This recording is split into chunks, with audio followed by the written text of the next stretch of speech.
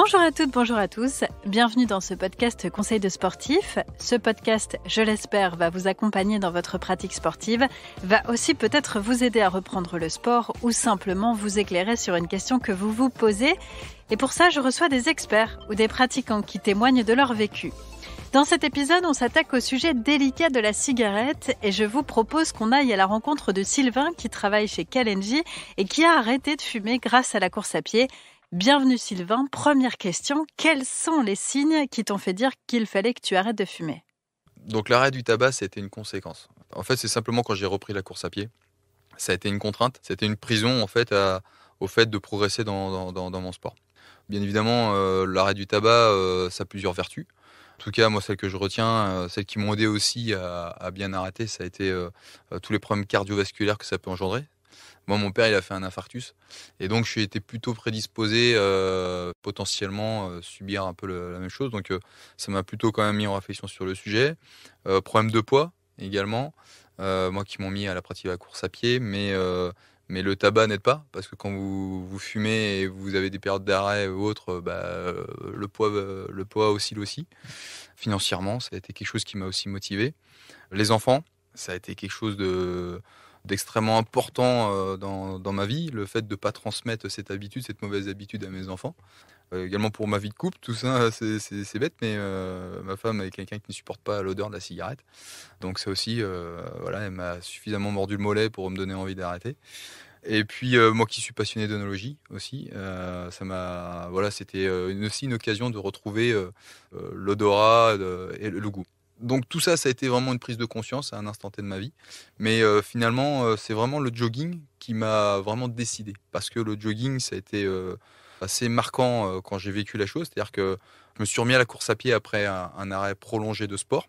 Et en reprenant le sport, en reprenant la course à pied, j'ai été pas surpris finalement, je m'en doutais, mais j'ai eu les poumons qui me brûlaient. J'avais aucun souffle. Donc ça a été un petit peu complexe. Et puis moi, étant un peu compétiteur dans l'âme, fallait que j'avance vite et je vois une progression assez rapide malgré tout dans ma pratique.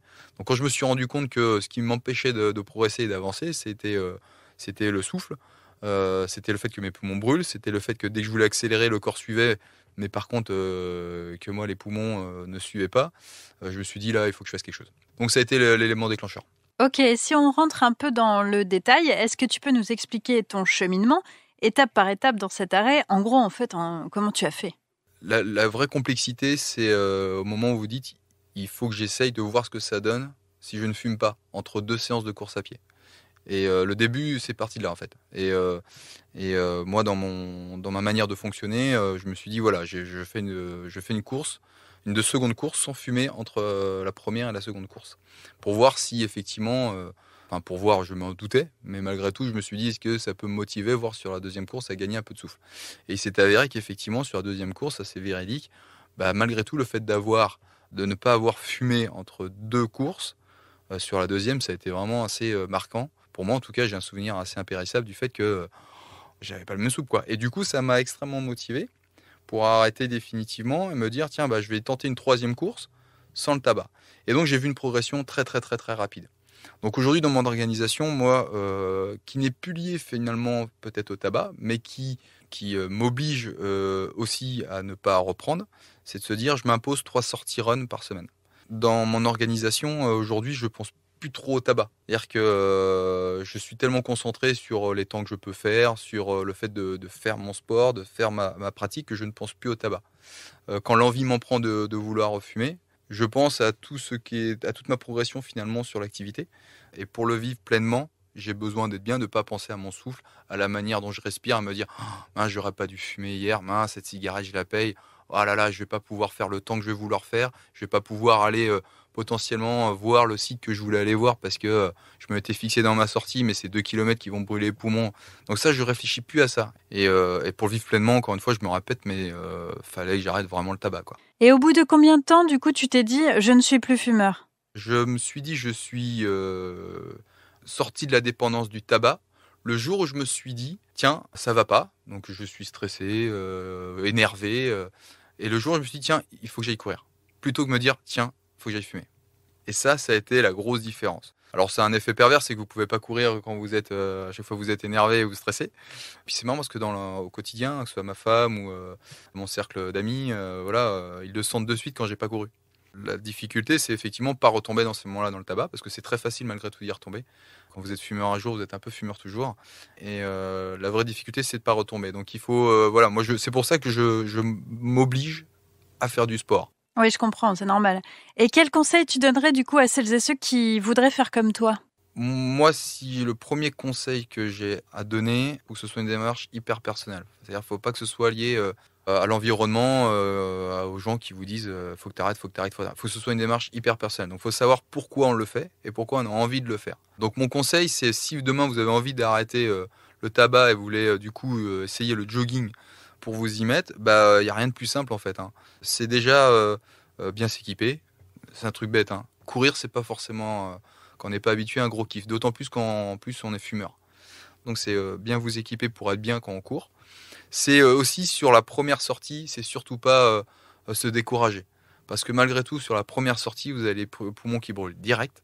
Faut pas se décourager. C'est là où il faut persévérer, se dire ouais, je retente une deuxième sortie. C'est pas grave si la première elle est de 5-10 minutes, c'est pas grave.